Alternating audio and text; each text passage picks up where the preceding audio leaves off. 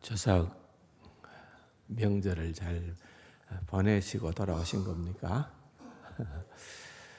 지난 주일은 좀 안 보이시는 분들이 꽤 있더라고요. 그러니까 아마 고향도 방문하시고 또 좋은 시간도 가지고 돌아오셨다 그런 생각을 합니다.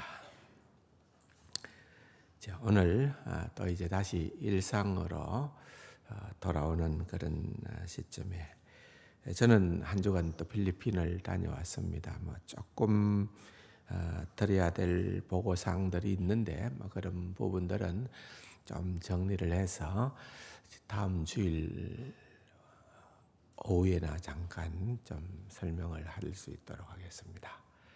필리핀도 아마 추석 명절이 지나서 그런지는 몰라도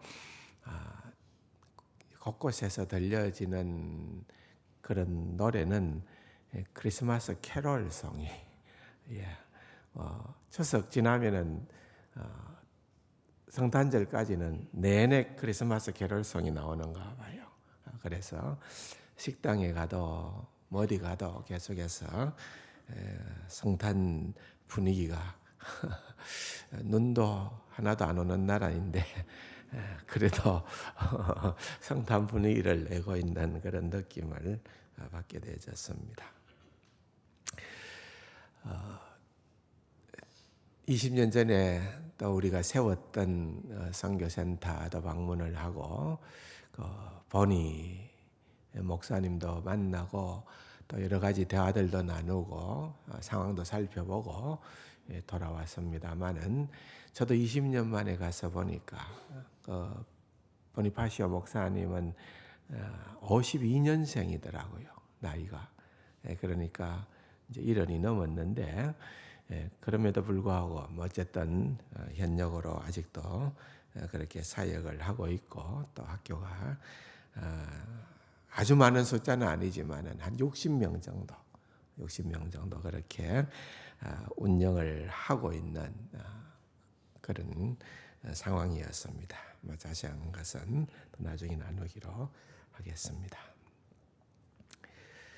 어제 저도 연락을 받았었는데 로렌 커닝햄이라고 하는 유명하신 분이죠. 기독교 교계에는 참 큰 별이라고 할 수 있는 예수전도잔 YM Youth with a Mission이라고 하는 예수전도단을 창립하고 또 정말 전 세계 방방 곳곳에 그야말로 많은 그런 사명자들을 보내어서 선교를 감당하고 본인 역시 88세를 사셨더라고요. 그러니까 88세를 사시고 열방대학뿐만 아니라 DT에서 훈련 이런 것들을 통해서 많은 기독교인들을 훈련시켜서 전 세계 곳곳에 보내었던 그 목사님이 하나님의 부름을 받았습니다. 그래서 우리 기독교계는 또 큰 그런 별이지요. 그런 한 분이 또 이제 이 땅에서 그 주소를 그분이 전 세계 곳곳에 안 가본 곳이 없다고 하는데 그 낡은 패스트포드에 새로운 마지막 도장을 하나 더 찍었다 그렇게 됐더라고요. 천국 도장을 찍고 어느 나라 들어갈 때마다 지금은 다는 아니지만은 이민국에서 도장을 찍잖아요. 들어와도 좋다. 입국 도장을 받는 것처럼 천국 입성의 도장을 찍었다고 그렇게 표현을 한 것을 보면서 많은 생각을 했습니다. 필리핀에도 가보니까 우리가 잘 아는 것처럼 교회 건물처럼 똑같이 생겼는데 곳곳에 똑같은 그런 빌딩들이 세워져 있는 것을 볼 수가 있습니다.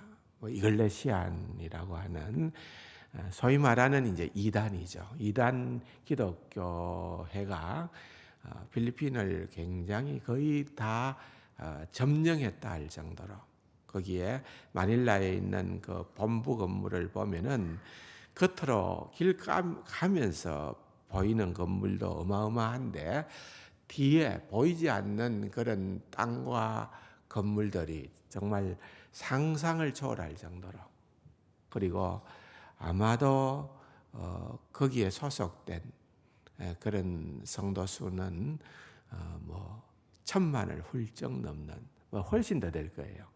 그런 어떤 막강한 영향력을 가지고 있는 그런 이단 교회들이 있습니다만은 정말 이 복음으로 바르게 세워져 있는 그런 교회들, 또 목사님들, 성도들은 그렇게 많지는 않습니다. 그렇게 많지는 않아요. 이번에 제가 방문을 했던 그 축복성교교회는 얼마나 모이나고 그렇게 물어보았더니만은 한 30명 정도 모인다 그러더라고요. 근데 제가 이제 또 다른 지역에 가서 계속해서 사역을 하면서 또 헌당도 하고 했던 거기에 가서는 보니까 많이 모이는 교회는 아주 우리 리폼드 처치처럼, 물론 필리핀의 대부분의 개신교는 그 순복음 교회입니다. 그런데 거기에서 우리가 그 개혁 신학을 가르쳐서 거기에서 목사님들이 교회를 운영하는데 많이 모인 데는 한 2,000명, 또 적게 모인 5분에 가서 또 같이 수요일날 예배도 드리고 했던 그 교회는 한 200명 정도 모였던 그런 교회였습니다. 근데 계속 성장을 해요. 계속 참 어려운 가운데에서도 성장을 하는 그런 모습을 보니까 얼마나 귀하고 아름다운지요. 또 한편으로 생각을 해보면은 정말 복음은 능력입니다. 복음은 능력이에요. 복음은 단순하지만은 아주 심플해요. 단순하지만은 예수를 믿으면 구원을 얻는다라고 하는 이 복음, 오직 믿음으로라고 하는 우리 종교개혁자들이 주장했던 그 이신칭의, 오직 믿음으로, 오직 의인은 믿음으로 말미암아 살리라고 했는 이 복음의 진수는 성경의 그야말로 핵심 교리입니다. 하박국이 그것을 얘기했고 사도 바울이 그것을 또한 말했을 뿐 아니라 실은 우리가 가만히 생각을 해보면은 우리에게 주어진 이 신약 성경의 바울 서신은 그야말로 아마도 이제 주후 60여 년, 70년 그 사이에 기록된 책들이 대부분일 거란 말이에요. 그런데 그때의 바울 서신, 성경의 그런 구원론은 철두철미 오직 믿음입니다. 오직 믿음으로 구원을 얻는다. 오늘 우리가 읽어보았던 갈라디아서의 2장 16절에도 그렇고 또 1장에 보면은 8절에 그러나 우리가 혹은 하늘로부터 온 천사라도 우리가 너희에게 전한 복음 외에 다른 복음을 전하면 저주를 받을지어다 그랬거든. 다른 복음을, 그러니까 복음이라고 하는 것은 여러 개가 있는 게 아니고 다양한 복음이 있는 것이 아니고 오직 하나의 복음이라.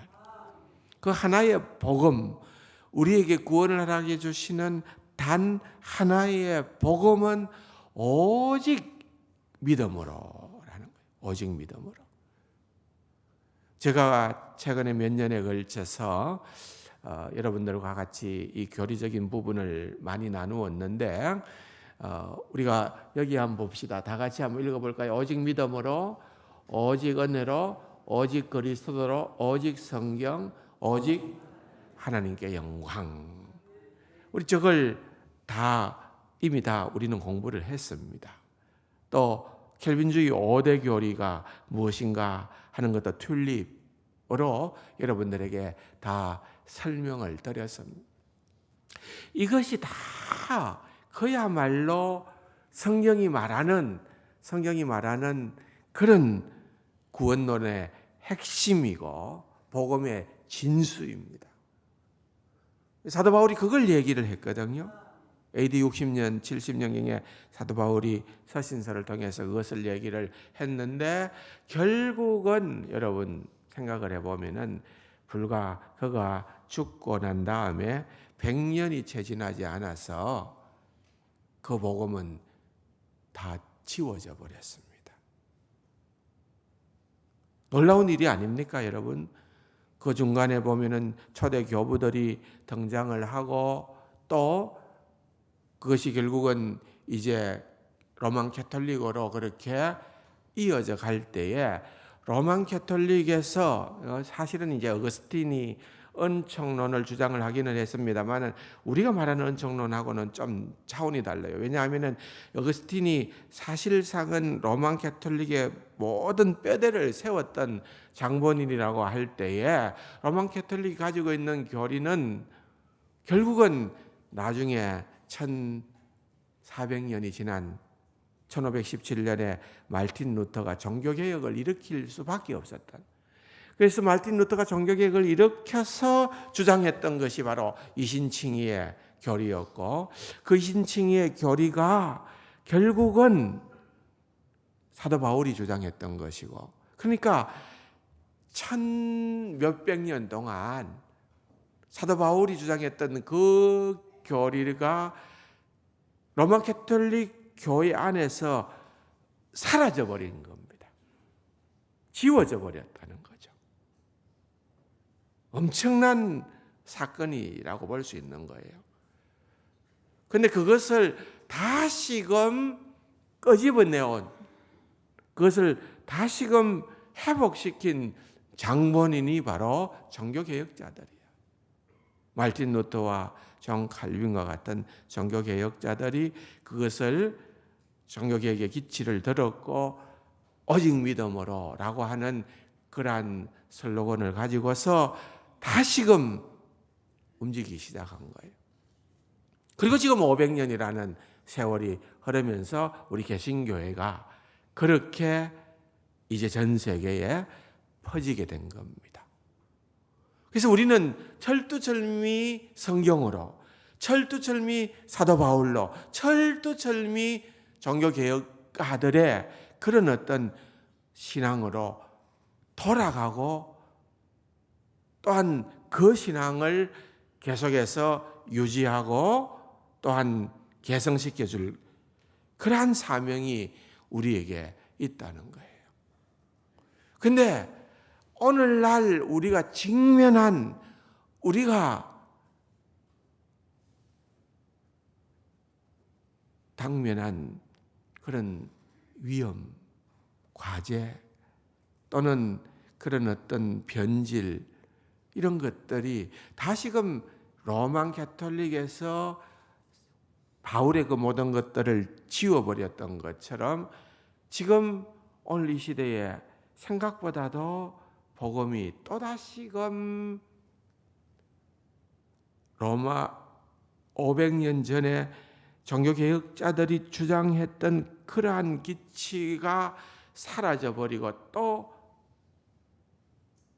어떤 변질된 복음으로 흘러가는 강력한 그런 흐름들이 몇십 년 전부터 일어나기 시작을 하게 된 거예요. 여러분들은 몇 년간 계속해서 지금 이런 명확한, 여러분들이 듣기는 쉽지는 않았지만 어쨌든 제가 계속해서 말씀드렸던 것은 이런 부분들을 강조하고 또 강조했기 때문에 여러분들에게는 이게 뭔 말인가 이렇게 생각할는지 모르겠지만은요, 사실은 그렇지 않아요. 이런 어떤 또 다른 이 복음의 본질이 변질되어지는 그런 안타까운, 반드시 우리가 교정해야 될 그런 신앙의 그런 어떤 잘못된 것들이 지금 어떻게 보면은 독버섯처럼 한국 교회에 지금 계속해서 일어나고 있는 그런 현실을 우리가 맞이해 있다. 그렇습니다. 너무 어렵습니다. 여러분, 코로나를 경험을 하면서 참 우리가 속상한 것 가운데 하나는 묘하게도 여러분 세상에 여러 단체 모임들이 있지만은 교회가 그 중에서 제일 나쁘다라는 이런 인식이 사람들에게 은연중에 각인된 거예요. 여러분 그렇지 않습니까? 코로나 시절 동안에는요, 교회 가는 것도 눈치 보였습니다. 사람들이 왜 교회 갔나고 그렇게 굉장히 우리를 천떡꾸러기 보듯이 봤습니다. 그 희한하게도 얼마나 바이러스균이 총명했던지 그렇게 방역을 잘하고 넓은 공간에 거리두기를 해갖고서 앉아있는 교회에서는 자꾸만 코로나가 번식되어지고 그 뭐라 그럽니까? 콩나물 시루 같은 지하철 공간 안에서는 한 명도 코로나 환자가 발병하지 않는, 민노총 집회 같은 데에서는 코로나 환자가 절대로 없는 그런 통계 수치들이 그냥 당연하듯이 보도되어지니까 여러분, 교회가 마치 큰 죄를 지었냐.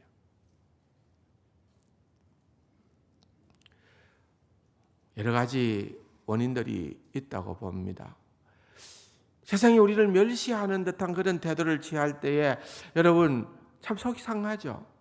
우리가 예수님 때문에 박해를 받으면 그거는 영광이지만은 병을 옮기는 그런 주체로 오인받아 가지고서 우리가 세상 사람들로부터 어려움을 당한다면은 이거는 가당찮은 일이잖아요. 그런 일들이 최근 몇 년 사이에 일어났었어요. 여러분, 기독교 정신, 자유민주주의로 시작되어진 이 나라가 전 세계의 유래를 찾아볼 수 없는 기독교 국가가 되었고 경제적인 성장을 이루었고 이런 엄청난 비교 불가하는 그런 하나님의 기적적인 국가가 되어졌음에도 불구하고 그런 것들을 현대사에서 다 지워버리는 그런 엄청난 일들이 지금 공공연하게 진행되어져도 아무런 사람들이 무감각하게 그런 것들을 수용하고 그냥 당연한 것처럼 받아들이는 그런 엄청난 시대를 살아가고 있는 것. 그런데 여러분, 이런 현실을 보면서 정말로 안타까운 것은 그 가운데에 교회가, 기독교가 복음의 본질을 놓쳐가고 있더라는 겁니다. 여러분, 회복해야 되는 거예요. 이것만이 살 길입니다. 너무나도 많이 강조하고 또 강조해 왔지만은 저는 이걸 정말 지난 몇 년간 계속해서 말씀드렸잖아요. 그럼에도 불구하고 우리가 다시 한 번 더 확인해야만 하는 것이 바로 복음의 본질입니다. 왜냐하면 자꾸만 복음의 핵심을 잃어가고 있기 때문에 그렇다는 겁니다. 우리가 아는 것처럼 복음의 핵심은 무엇입니까? 빌립보서 3장 4절에 보면은 이렇게 얘기를 하고 있습니다. 사도 바울이 4절에서 그러나 나도 육체를 신뢰할 만하며 만일 누구든지 다른 이가 육체를 신뢰할 것이 있는 줄로 생각하면 나는 더욱 그러하리라. 그러니까 육체라고 표현하고 있는 이것은 뭘 의미하는 겁니까? 예수님을 대항하는 거예요. 내가 예수님을 신뢰하느냐, 그렇지 않으면 내 육체를 신뢰하느냐. 이 육체에는 내 선행과 내 실력과 내 전통과 내 명예와 내 인간적인 모든 선한 행위와 이 모든 것들을 다 담고 있는 표현입니다. 어떻게 얘기를 하고 있습니까? 나는 8일 만에 할례를 받았다. 이 말은 전통 유대인이다 말입니다. 이스라엘 족속이다. 베냐민 지파다. 히브리인 중에 히브리인이고 율법으로는 바리새인이다.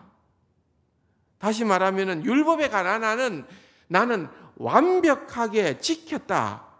그 말입니다. 바리새인들처럼. 열심으로는 교회를 비판하고 율법의 의로는 흠이 없는 자다. 율법으로 말하면 600여 가지가 넘는 그 율법을 나는 다 완벽하게 지켜 행한 사람이다 이 말입니다. 이게 다 인간적인 육체를 신뢰할 만한 그런 내용 속에 들어있는 거예요. 나는 그런 걸로 얘기할 것 같으면 나는 어떻습니다 이 말이에요. 그런데 그걸 얘기하고자 하는 것이 아니라 사도 바울이 복음의 진술을 뭐라고 소개합니까? 나는 주님을 만나고 나니까 이 모든 것을 다 갖다 치웠다. 다 갖다 버렸다. 다 배설물로 여겼다. 그거를 얘기하는 거예요. 예수님을 만나고 나서는 다 갖다 버렸다. 버린 이유가 뭐냐? 이런 육체를 신뢰할 만한 이런 행위는 그것으로 하나님 앞에서 구원받을 사람은 이 세상에 한 사람도 없다는 것을 나는 깨달았다고 말입니다. 그래서 그는 변화된 거예요. 완벽하게 새 사람이 된 거예요. 그게 바울이 경험한 예수 그리스도의 복음이라는 거예요. 복음의 핵심은 뭡니까? 인간의 행위가 아니라 예수 그리스도를 믿는 믿음. 그 믿음을 통해서 하나님께서 거저 주시는 의, 은혜를 입는 것이 복음의 핵심이라고 말해요. 오늘 본문이 그걸 얘기합니다. 갈라디아서 2장 16절에 사람이 어렵게 되는 것은 율법의 행위로 말미암음이 아니다. 이해되시죠? 내가 무슨 선행을 행하고 내가 노력해서 의롭다함을 얻는 게 아니다. 그게 아니라 오직 예수 그리스도를 믿음으로 말미암은 줄을 알므로 우리가 율법의 행위로서가 아니고 그리스도를 믿음으로써 의롭다함을 얻으려 함이라. 율법의 행위로서는 빌립보서의 사도 바울이 자기가 얼마나 율법적으로 완벽한 자인가를 이미 밝혔잖아요. 근데 율법의 행위로서는 의롭다함을 얻을 육체가 없느니라. 누구도 없다는 거예요. 그러니까 다시 말하면은 율법의 행위로는 내가 10년을 믿었던 20년을 믿었던 평생을 믿었던 나는 구원받을 수 있는 그러한 자리에 도달할 수 있는 자가 아무도 없다는 거예요. 그래서 바울은 복음을 발견한 거예요. 그래서 바울은 이 복음을 증거하기 위해서 그의 삶 전체를 던진 거예요. 맡긴 거예요. 그런데 오늘날 이 복음의 진술을 우리가 자꾸만 놓쳐가는 성도들이 많고 교회들이 많고 그렇게 안타까운 일들이 벌어진다는 겁니다. 뭐 세계 교회가 그러하겠습니다만은 우리 한국 교회도 마찬가지라는 거예요. 그래서 우리가 정신을 차려야 되는데 첫 번째로는 우리가 한번 따라합시다. 성경으로 여기 오직 뭐라고요? 성경으로 돌아가야 되는 거예요. 근데 성경으로 돌아가야 된다는 것을 조금 더 구체화시키면은 여러분 로만 캐톨릭에서도 성경을 들고 읽고 해석하고 설명한다. 로만 캐톨릭이 얘기하는 그 성경으로 돌아가면 안 되는 거예요. 우리가 성경으로 성경으로 할 때에는 그것은 종교개혁자들이 발견하고 종교개혁자들이 깨달은 그런 성경의 자리로 돌아가야 된다 하는 것을 우리는 다시 한 번 더 분명히 해야 된다는 것입니다. 그런데 두 번째로는 종교개혁 자체를 부정하고 싶어서 그런 것은 아닐 수 있으나 어쨌든 그 삶이, 그 신앙이 종교개혁 자체를 부정하는 개신도들이 많이 나타나고 있다는 거예요. 좀 전에도 얘기했듯이 복음은 하나예요. 그런데 다양한 복음을 주장하기 때문에 그렇습니다. 다양한 복음이 존재한다. 말은 좀 듣기가 좋을는지 모르지만은 이건 절대로 좋은 현상이 아닙니다. 왜냐하면은 복음은 따라할까요? 하나이기 때문입니다. 여러분, 복음은 다양해서 안 된다는 말입니다. 장로교 복음이 다르고 침례교 복음이 다르고 감리교 복음이 다르고 순복음 복음이 다르고 여러분 그렇게 달라서는 안 된다는 겁니다.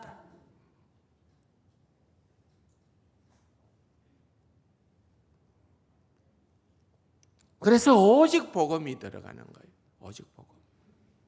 그래서 좀 전에도 얘기했던 것처럼 1500년 전에 종교개혁자들이 그야말로 그렇게 왜곡된 그런 구원론에서 다시금 오직 믿음, 이신칭의의 믿음으로 다시 한 번 더 기치를 들고 성경으로 돌아가자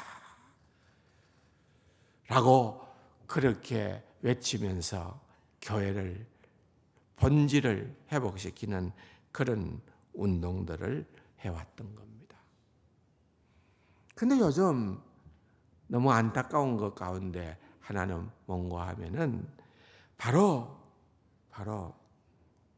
바울 신학의 새 관점이라는 그러한 학문적 흐름이 불과 몇십 년 전부터, 한 20, 30년 전부터 뭐 여러분들은 잘 모르겠지만은 세계적인 학자들이 있습니다.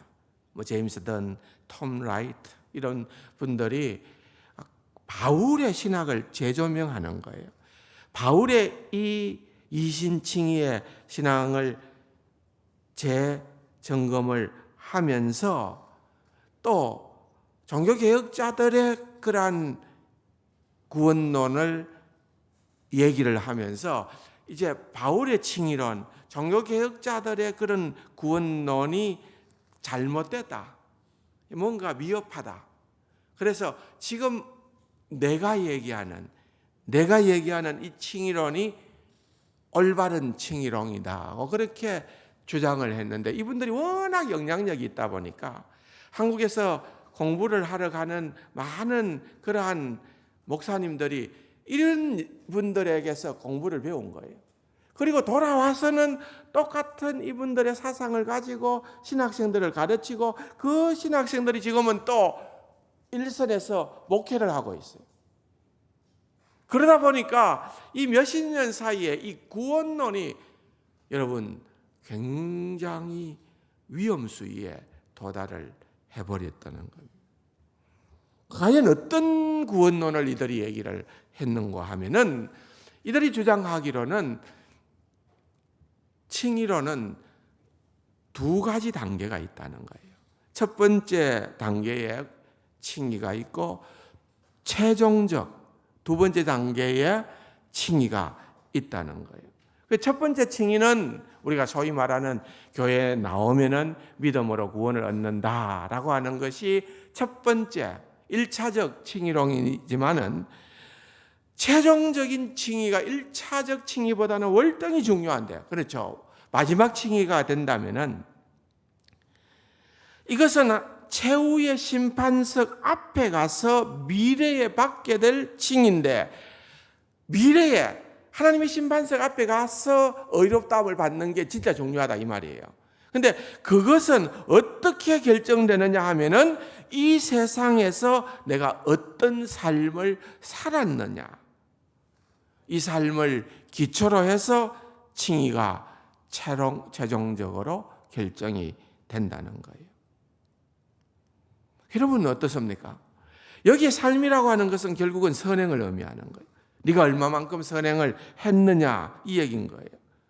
그러면은 2차적으로 최종적인 칭의가 중요하다고 한다면은 여러분 그것이 어떻게 결정되느냐, 우리가 이 땅에서의 삶을 어떻게 선하게 살았느냐에 따라서 결정이 되어진다라고 한다면은 여러분 구원은 믿음으로 얻는 거예요, 행위로 얻는 거예요?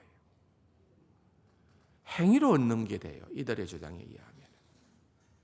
믿음으로 시작은 하지만은 행위로 그러한 끝을 맺는다는 거예요. 물론 이들이 이렇게 주장을 하게 된 배경을 저는 어느 정도 이해를 합니다. 너무 값싼 복음을 우리가 외쳤다 이거예요.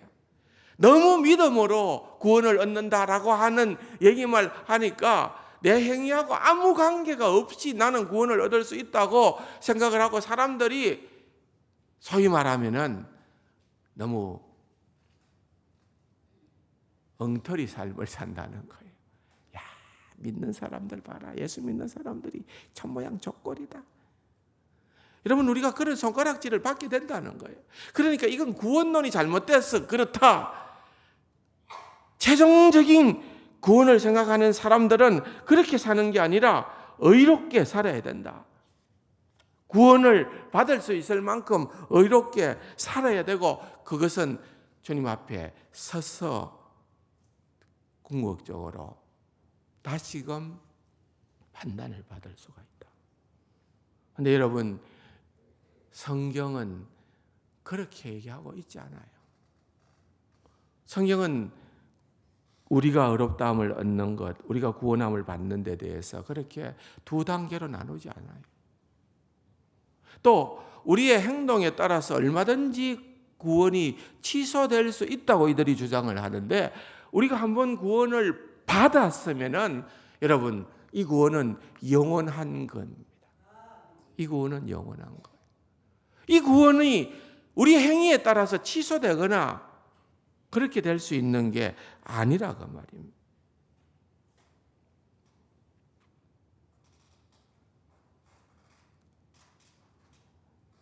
믿음은 구원의 필요 조건이지만은 충분 조건은 안 된다는 거예요. 다시 말하면 필요 충분 조건이 있어야 되는데 믿음은 필요 조건이고 충분 조건이 안 된다는 거예요. 충분 조건은 뭐냐? 그것은 믿음에다가 선행을 더해야 필요 충분 조건이 완성이 된다. 근데 사실 이게요, 새로운 학설 같지만은 그것도 아니에요. 왜냐하면은 사도 바울이 갈라디아서를 보면은 다른 복음을 얘기할 때 그 다른 복음의 하나가 뭔가 하면은 할례파들입니다. 믿음으로 구원받는다. 그거 갖고 안 되고 그거 갖고 뭔가 모자라고 할례를 받아야만 구원을 얻는다. 할례를 받는다는 건 행위를 의미하는 거거든. 이미 여러분 2000년 전에 성경이 기록될 그 당시에 초대복음이 들어섰던 그 당시부터도 사실은 이런 행위에 대한 얘기가 있었던 거예요. 그런데 종교개혁가들은 우리가 믿음으로만 구원을 얻는다는 사도 바울의 신앙을 다시금 살려놓았는데 그 당시에도 사실은 행위구원론자들이 많이 있었잖아요. 로만 가톨릭을 위시해서 행위구원론자들이 있게 되어졌는데 그런데 지금 사도 바울의 신학의 새로운 관점, 특별히 칭의론에 대해서 새로운 관점을 주장하는 이들로 말미암아서 사실은 그런 행위구원을 주장하는 그러한 사람들이 더 힘을 얻게 되어져 버리게 된 것입니다. 여러분, 이건요 대단히 위험한 생각입니다. 복음은 우리에게 오직 믿음으로, 오직 믿음으로, 오직 믿음으로, 오직 은혜로, 오직 예수 그리스도로만 구원을 얻는다고 얘기를 하는 거예요. 자, 그렇다면 세 번째로 우리가 한번 생각해 볼 수 있는 것은, 그러면은 행위로 그 구원이 완성된다라고 한다면은 과연 어느 정도, 어떤 행위로 우리가 구원을 받을 수 있을까? 여러분, 생각을 해 보십시오. 우리가 지금 누리고 있는 이 칭의는 임시적인 칭의고 최후의 심판석에서 얼마든지 취소될 수 있다는 것. 믿음으로 구원을 받았지만 선행이 없으면 나중에 예수 그리스도의 심판석에 갔을 때 그게 취소될 수 있다라고 한다면은, 여러분, 이건 곤란한 거예요. 그런데 사실 사도 바울이 사용했던 이 칭의라는 것, justification, 칭의, 의롭다 하심이라 하는 이 말은, 이것은 법정적 용어입니다. 법정적 용어라는 말이 굉장히 중요한 말인데, 이 말이 무슨 말인가 하면은, 심판대에서, 여러분, 재판석에서 마지막 판정을 하는 그런 용어라는 거예요. 그래서 우리가 의롭다함을, 믿음으로 의롭다함을 받았다라고 얘기할 수 있는 것이, 이게 법정적 용어이기 때문에 우리는 이미 구원을 받은 자입니다. 물론 우리 주 예수 그리스도 안에서 구원이 완성될 거예요. 그런데 이것은요, 하나님의 법정은 세상 법정처럼 1심, 2심, 3심제로 진행되는 것이 아니라 단 한 번의 법정 용어입니다. 한 번만 일어나는 거예요. 그래서 우리는 예수 그리스도로 말미암아 하나님께서 우리를 의롭다고 선언하시는 그러한 칭의를 받은 자들이다. 그러므로 우리의 이 칭의로는 사실은 어떤 의미에서는 종말론과 뗄래야 떼놓을 수 없는 그런 관계에 있는데, 가만히 생각을 해보면은 이게 얼마나 큰 은혜인지 모릅니다. 여러분, 칭의를 생각할 때에 만약에 내가 어떤 행동을 하면은 그 결과로 나는 구원을 받게 된다. 또 내가 어떤 악행을 하게 되면은 그 결과로 내 구원이 취소된다라고 한다면은 그게 과연 뭘까요, 여러분? 중한 죄를 지으면은 구원이 취소될 수 있고, 경한 죄를 지으면 괜찮나요?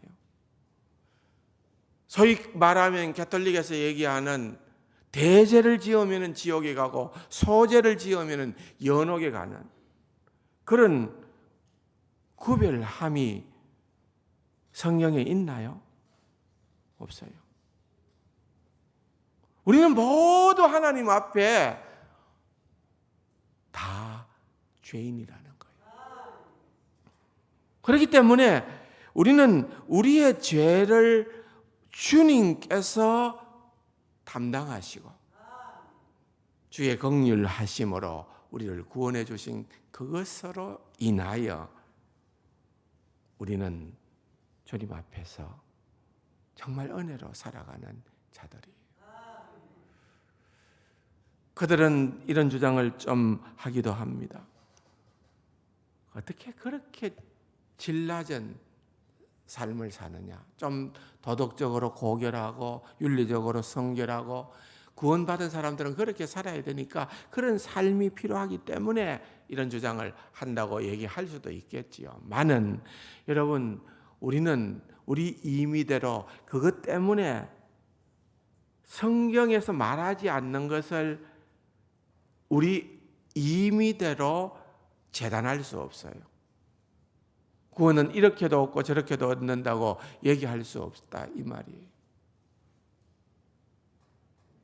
여러분, 우리의 구원이 행위가 없기 때문에 영 삶이 희한하다, 나쁘다라고 한다면은 그건 더 거슬러 올라가면은 로마 캐톨릭에서 행위 구원론을 주장을 했는데 그들의 삶이 도덕적으로 성결한 삶이었나요?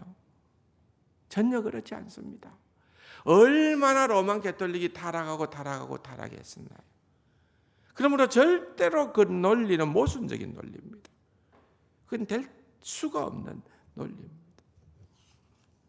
오히려 우리가 믿음으로 오직 은혜로 로마서 4장에 보면은 일하는 자에게는 그 삭시 은혜로 여겨지지 아니하고 보수로 여겨진다는 거예요.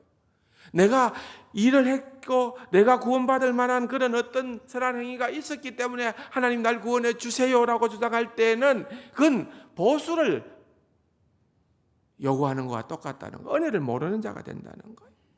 그러나 일을 아니할지라도 경건하지 아니한 자를 어렵다 하시는 이를 믿는 자에게는 그의 믿음을 의로 여기시나니.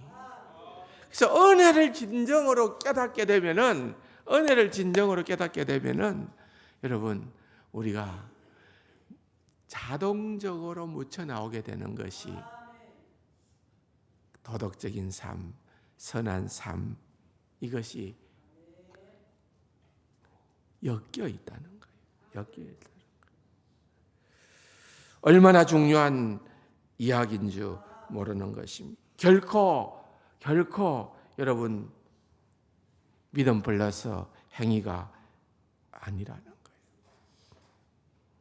오늘날 한국 교회가 위기다. 젊은이가 없어서 그렇다. 다음 세대가 없어서 그렇다. 도덕적으로 타락해서 그렇다.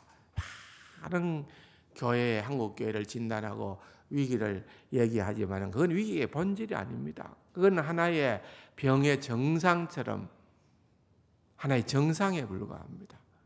진짜 위기는 저는 그렇게 생각합니다. 복음의 핵심을 잃어버리는 것이 오늘날 한국 교회와 성도들에게 가장 위기다. 여러분 우리가 이걸 놓쳐서는 안 된다는 것입니다. 로마서 1장 16절에 보면은 내가 복음을 부끄러워하지 아니하노니 이 복음은 모든 믿는 자에게 구원을 주시는 하나님의 능력이 됨이라. 먼저는 유대인에게요 그리고 헬라인에게로다. 복음에는 하나님의 의가 나타나서 믿음으로 믿음에 이르게 하나니. 믿음으로 믿음에 이르게 한다 그랬어요. 기록된 바 이는 믿음으로 말미암아 살리라 함과 같으니라. 여기에서 말틴 루터가 여기에서 여러분 이신덕이 오직 믿음으로 이것 때문에 바울이 이것 때문에 말틴 루터가 이것 때문에 켈빈이 이것 때문에 존 웨슬레가 이것 때문에 스펄전이 이것 때문에 D.L. 무디가 생명을 걸고 목숨을 바쳐가며 복음을 증거하러 다닌 거예요. 이제 마지막으로 에베소서 2장 8절에 있는 말씀입니다. 너희가 그 은혜에 의하여 믿음으로 말미암아 구원을 얻었으니 이것은 너희에게서 난 것이 아니요 하나님의 선물이라. 행위에서 난 것이 아니니 이는 누구든지 자랑하지 못하게 함이라. 믿습니까? 여러분 이거예요, 이거. 그렇기 때문에 여러분 은혜로 구원함을 받았기 때문에 마지막 10절에 우리는 그가 만드신 바라 그리스도 예수 안에서 선한 일을 위하여 지으심을 받은 자다. 선한 일을 위하여 지음을 받은 자들이다. 믿으십니까? 구원받은 하나님의 백성으로서 오직 은혜로 오직 믿음으로 이 믿음의 핵심을 기억하며 주님의 선한 일꾼들이 다 될 수 있기를 주님의 이름으로 축원합니다. 좋으신 아버지 하나님 감사합니다. 오늘 복음의 본질이 회복되어지는 한국교회가 되기를, 한국교회의 모든 성도들이 되기를 간절히 소망하며 말씀을 나누었습니다. 사랑하는 우리 세간가족들, 오직 믿음으로 주님 앞에 서는 귀하고 복된 우리 세간가족들 다 되게 하여 주옵소서. 예수님의 이름으로 감사기도 드립니다. 아멘.